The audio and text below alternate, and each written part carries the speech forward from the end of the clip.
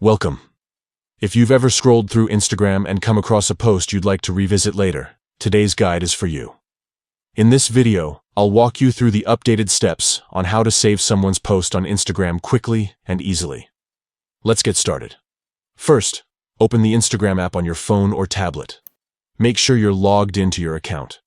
Now scroll through your feed or explore page until you find the post you want to save. This could be a photo, a video, or even a carousel post from someone you follow or discover. Once you've found the post, look towards the top right corner of it. You'll see 3 small dots arranged vertically. Go ahead and tap on those 3 dots. This will open a menu with several options related to the post. From the menu, look for the option that says Save. Tap on Save, and just like that, the post is added to your saved collection. Instagram won't notify the person whose post you've saved, so you can save as many posts as you like without worrying about privacy. To view your saved posts later, head over to your profile by tapping your profile picture in the bottom right corner. Then, tap the 3 horizontal lines in the top right corner of your profile page. From the menu that appears, select Saved.